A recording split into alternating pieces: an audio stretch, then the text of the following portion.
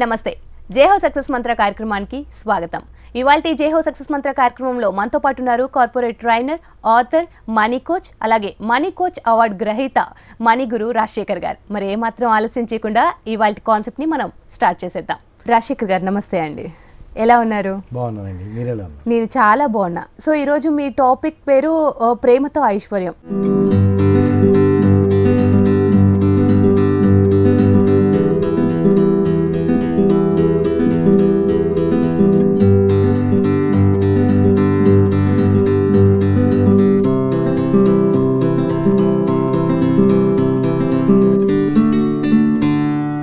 So Rajasekhar గారు, ప్రేమతో ఐశ్వర్యం ఈ కాన్సెప్ట్ కానివ్వండి, ఈ టాపిక్ కానివ్వండి, చాలా డిఫరెంట్గా ఉంది. అసలు ఏంటి ఈ టాపిక్ ఏంటి? ఇప్పుడు ఐశ్వర్యం కావాలి, లైఫ్లో ప్రాస్పరిటీ కావాలి, సంపద కావాలి అని అందరికి ఉంటుంది. కానీ ఇక్కడ దానికి మనం డెఫినెట్లీ ప్రొఫెషన్లో ఎక్సలెన్స్ కావాలి. సో ఇవాళ రోజున ఉన్న కల్చర్లో, సొసైటీలో మేల్ అండ్ ఫీమేల్ ఇద్దరు కూడా వాళ్ళ వాళ్ళ ప్రొఫెషన్స్లో బిజీగా ఉంటారు. డెఫినెట్గా day in and day out వాళ్ళు రోజంతా బయట పని చేసి రకరకాలుగా డిశ్చార్జ్ అయిపోయి ఉంటారు రకరకాల స్ట్రెస్లతో. ఇంటికి వచ్చిన తర్వాత ఇంట్లో ఆ ఇల్లు అనేది వాళ్ళకి అది రీఛార్జింగ్ పాయింట్ అవ్వాలి. సో దట్ రేపటి రోజున మళ్ళీ మరింత ఉత్సాహంతో వాళ్ళు రేపటి వాళ్ళ డ్యూటీస్ పెర్ఫామ్ చేయటం కానీ, లేదా మనీ ఎర్నింగ్లో కానీ, లేదా ఒక ప్రాస్పరిటీ సైడ్ కానీ, వాళ్ళ కెరీర్లో వాళ్ళు ఎక్సెల్ అవ్వాలన్నా, ఫైనాన్షియల్గా ఎక్సెల్ అవ్వాలన్నా, దే చేయాలన్నా దే షుడ్ బి రీఛార్జ్డ్. కానీ ఇక్కడ మనం గమనించి చూస్తే even house is becoming a discharging point, major for సంబట్.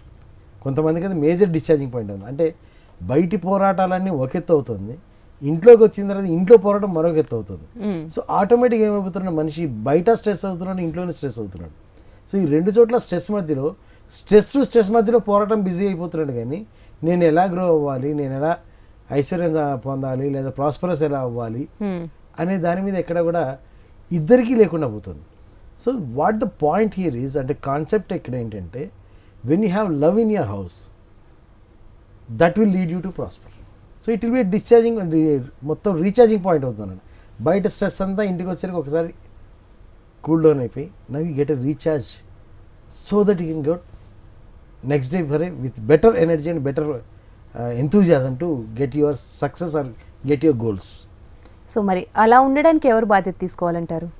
ఇప్పుడు ఇక్కడ బాధ్యత అనేసరికి ఇక్కడ ఏమవుతుందంటే, nowadays as we all are working, female male అందరూ వర్కింగ్.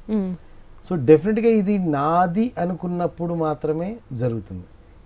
అందరూ బాధ్యత తీసుకోవాలి. తల్లి, తండ్రి, పిల్లలు ఎంతమంది ఉంటే అందరూ బాధ్యత తీసుకోవాలి. ఎందుకంటే ఇది నా కుటుంబం అనుకున్నప్పుడు, నేను ఈ కుటుంబంలో సభ్యుని అనుకున్నప్పుడు, ఈ కుటుంబంలో డిస్టర్బెన్స్కి నా కాంట్రిబ్యూషన్ కూడా ఉంటుంది. సో దీంట్లో పీస్ అవ్వాలంటే నా కాంట్రిబ్యూషన్ కూడా ఉండాలి.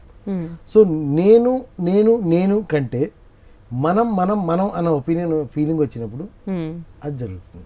సో ప్రతి వాళ్ళు నేను నా ఇంటికి వచ్చాను, నేను నా కుటుంబ సభ్యులు కాకుండా మనం మనందరం. అంటే ఇక్కడ ఇంట్లో ఏదైనా ప్రాబ్లం వచ్చినా, ఇంట్లో ఒక ఇష్యూ జరిగినా నా వల్ల వచ్చిందా నీ వల్ల వచ్చిందే కాదు, సొల్యూషన్ ఇద్దరి వల్ల ఉంది. సాల్వ్ చేసుకోవాల్సిన బాధ్యత ఇద్దరి వల్ల ఉంది. అంటే మేబీ ఒక వైఫ్ వల్ల ప్రాబ్లం జరగచ్చు, హస్బెండ్ వల్ల ప్రాబ్లం జరగచ్చు, లేదా ఎవరు మిస్టేక్ చేసినా కానీ ప్రాబ్లం జరగచ్చు. బట్ సాల్వ్ చేయాల్సిన బాధ్యత ఇద్దరికి.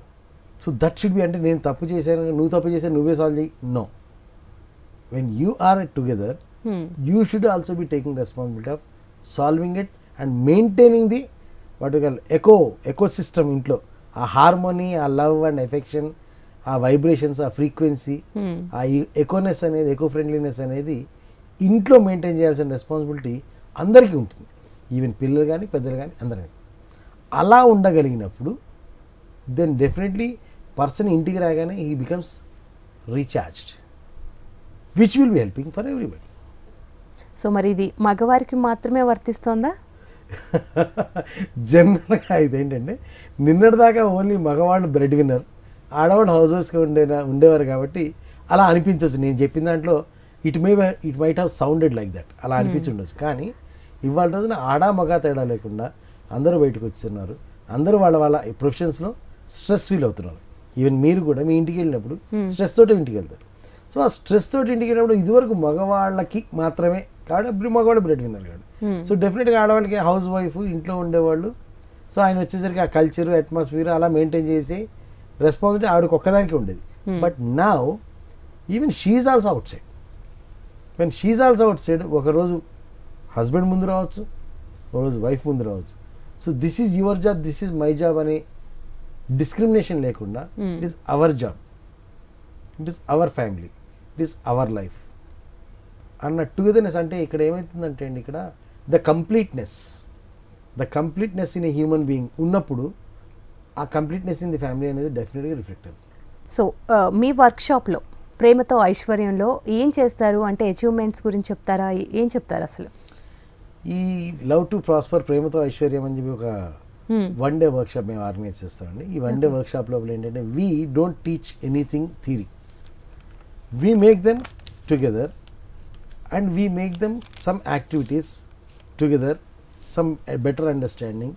అంటే దీంట్లో కూడా కొన్ని ఎసోట్రిక్ సైన్స్ టెక్నిక్స్ ఉంటాయి, ఎనర్జీ వర్క్ టెక్నిక్స్ ఉంటాయి, కొన్ని బాడీ లాంగ్వేజ్ టెక్నిక్స్ ఉంటాయి, కొన్ని ఎన్ఎల్పి టెక్నిక్స్ ఉంటాయి, different technique, not one, many techniques combination. ఏమవుతుందంటే వాళ్ళల్లో ఉన్న ఫ్రిక్షన్ని, వాళ్ళలో ఉన్న misunderstandings, వాటన్ని on the spot we had seen, on the spot things are getting dissolved.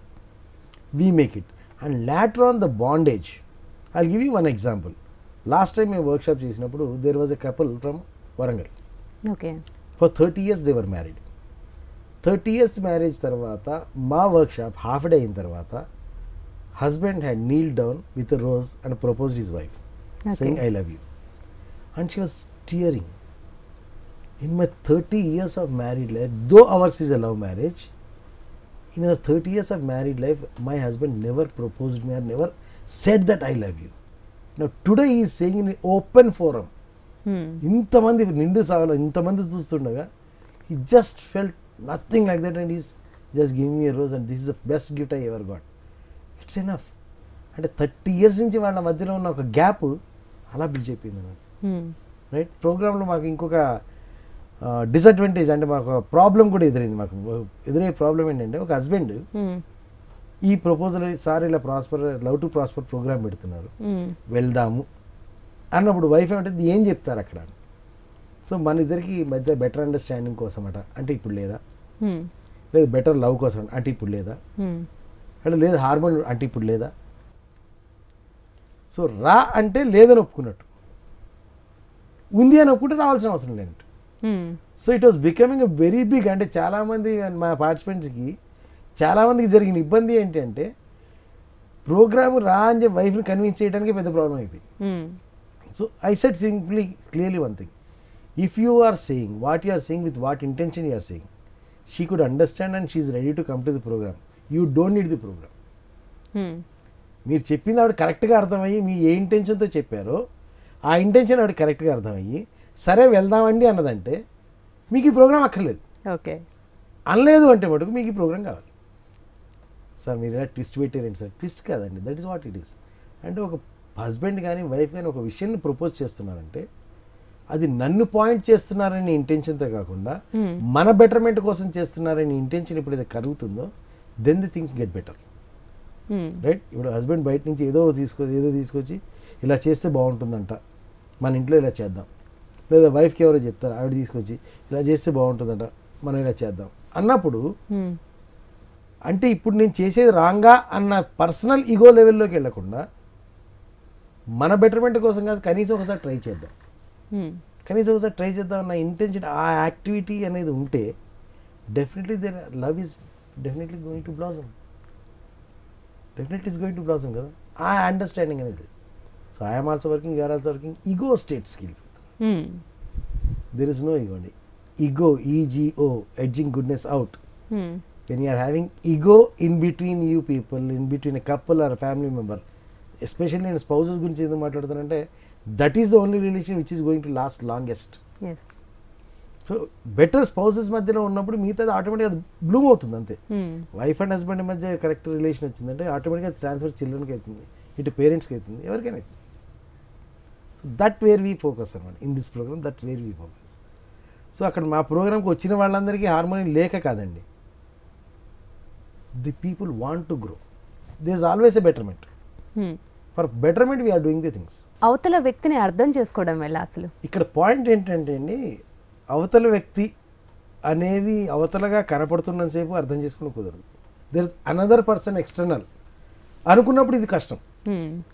In fact when we come to the family members or especially spouse, it is not two, it is one. You're one. You're one అంటే ఎలా అవుతుందంటే జనరల్గా మీకు ఇంకొంచెం శాస్త్రీయంగా చెప్పాలంటే అర్ధనారీశ్వర తత్వం అంటారు. మన పరమశివుడు అర్ధనారీశ్వర తత్వం, ఒక సైడ్ మేల్ ఒక side female, and it is duality in energies also. It is duality. చైనీస్లో యిన్ అండ్ యాంగ్ అంటారు, మన హిందూ ధర్మంలో శివశక్తి అంటారు, శివుడు శక్తి అంటారు, రైట్? ఈ శివుడు శక్తి అనేది రెండు కూడా కరెక్ట్ కాంబినేషన్ ఏర్పడితేనే ఆ పర్ఫెక్ట్గా పర్పస్ అనేది సాల్వ్ అవుతుంది. అంటే one is the physical action, second one is the energy source. ఈ రెండు కలిస్తేనే అది కంప్లీట్ అవుతుంది. అలా కలిస్తేనే కంప్లీట్ అవుతున్నప్పుడు ఒక ఫ్యామిలీలో కూడా ఒక శివ తత్వము ఒక శక్తి తత్వం రెండు కలిస్తేనే ఆ ఫ్యామిలీ కంప్లీట్ అవుతుంది. అలా కాకుండా నేను సెపరేట్ నువ్వు సెపరేట్ అంటే బోత్ ఆర్ ఇన్కంప్లీట్.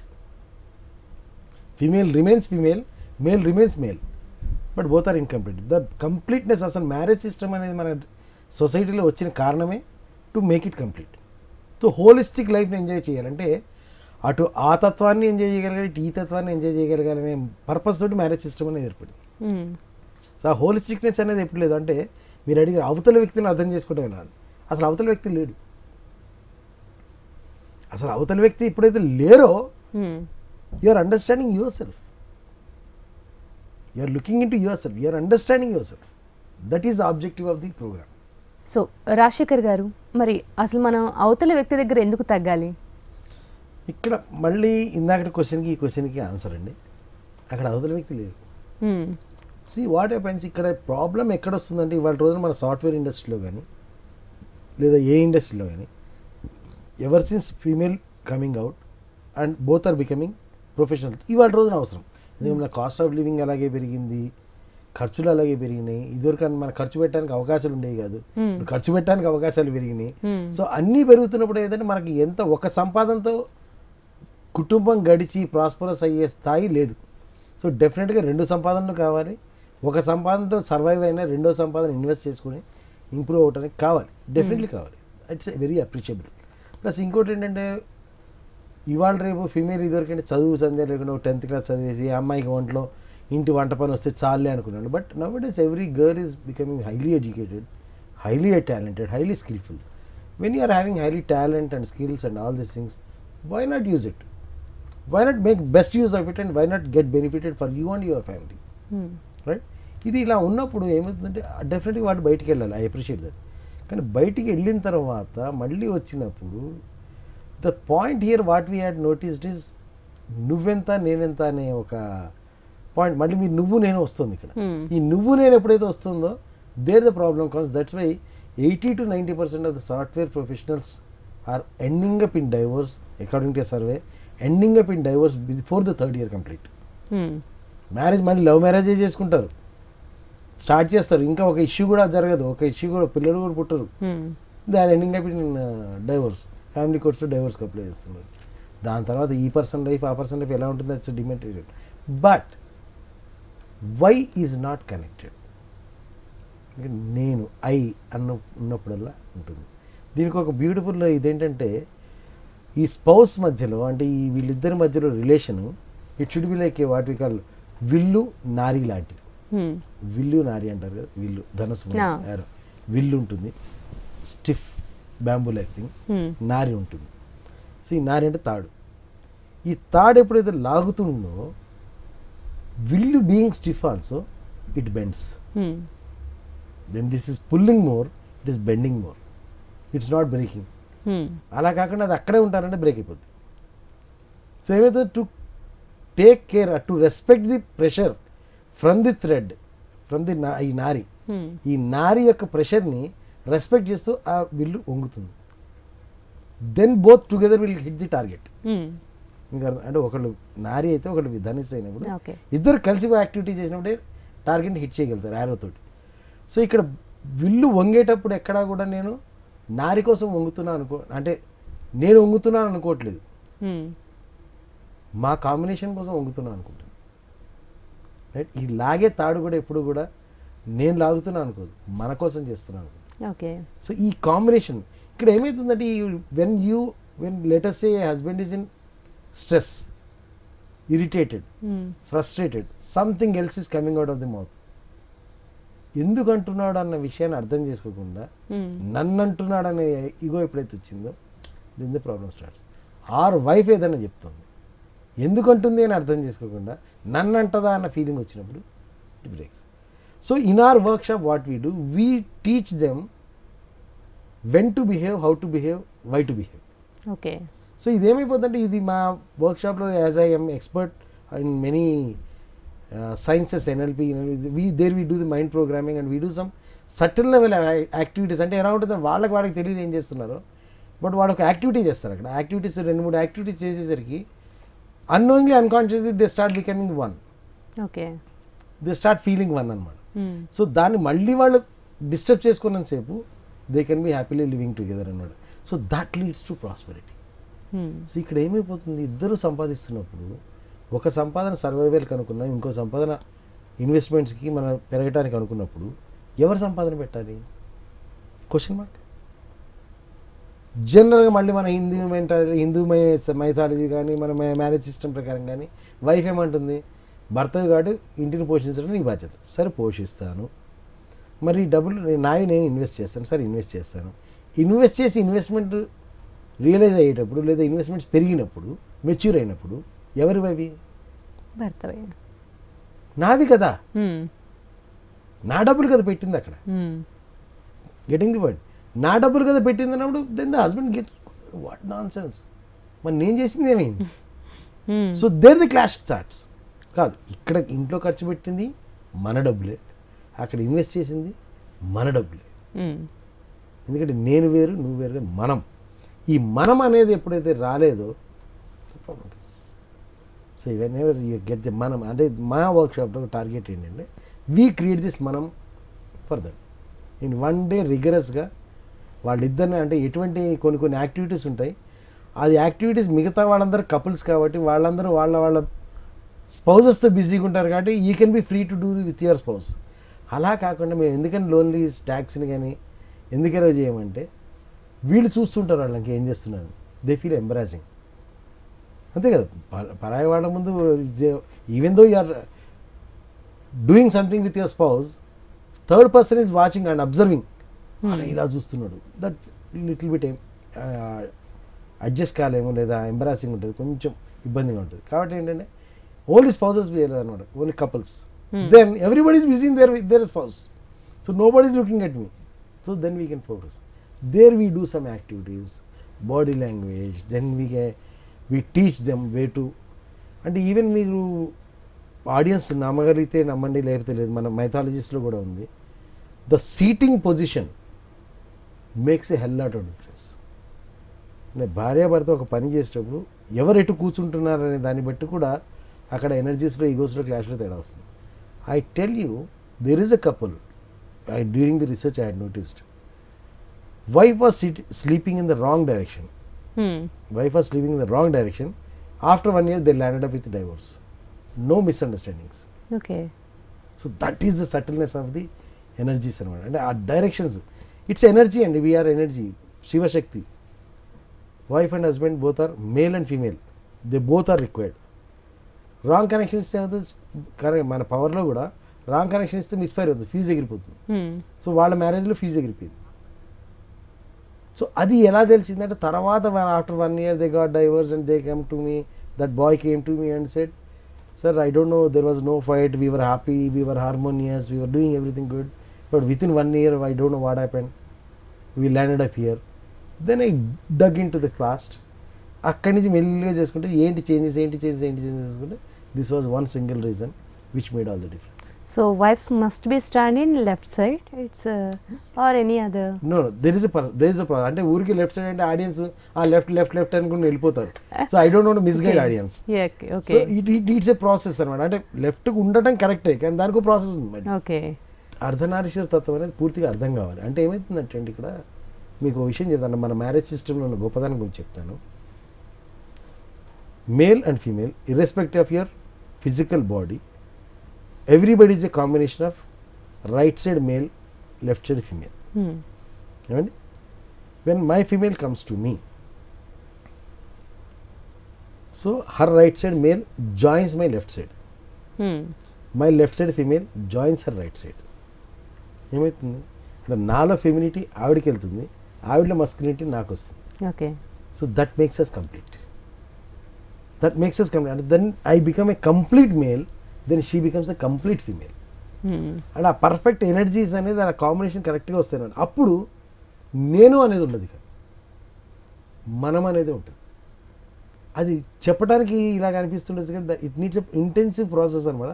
ఆ ప్రాసెస్ చూడటానికి చాలా సింపుల్గా ఉంటుంది, then it does the miracles అనమాట. So that has to be there. Once that మనం అనేది వచ్చిందో every decision is good and every decision is taken care, అంతే అనమాట.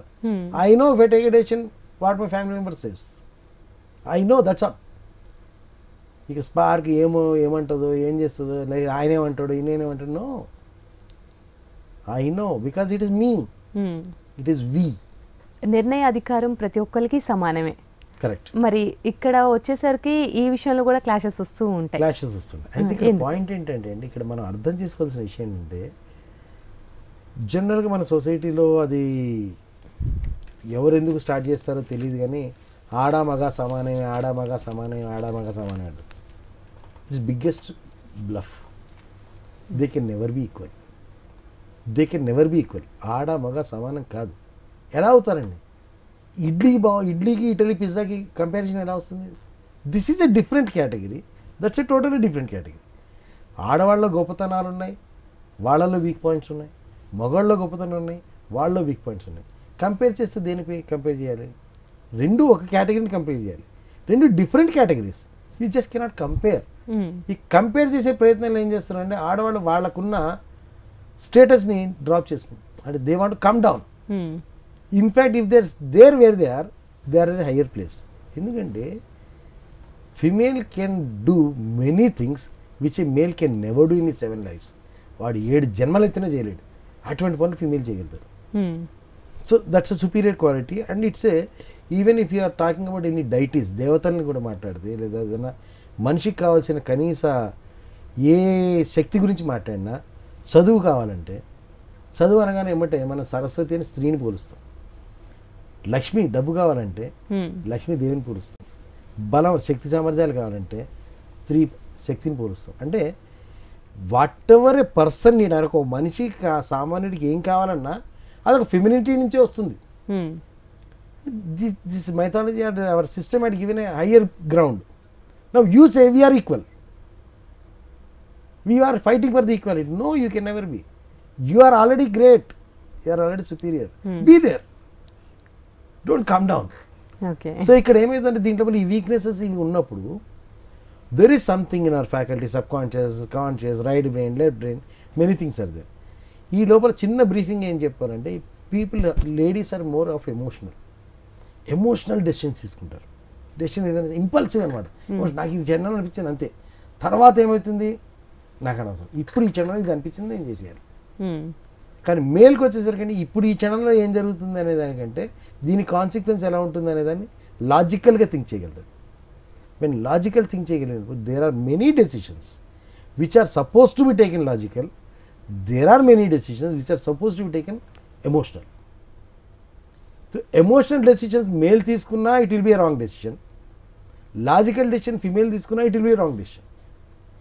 So ఇప్పుడైతే ఇద్దరు కూర్చున్నారో when you know clearly this is a logical decision, you take up, I accept. This is an emotional decision, you take up, I'll accept. So ఇది ఎప్పుడు వస్తుంది అంటే నువ్వు నేను అని ఉన్నప్పుడు రాదు, మనం అని ఉన్నప్పుడు వస్తుంది.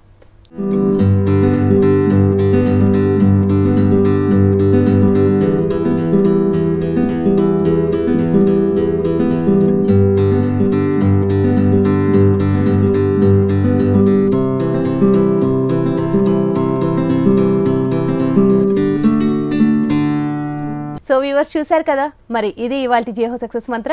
నమస్తే.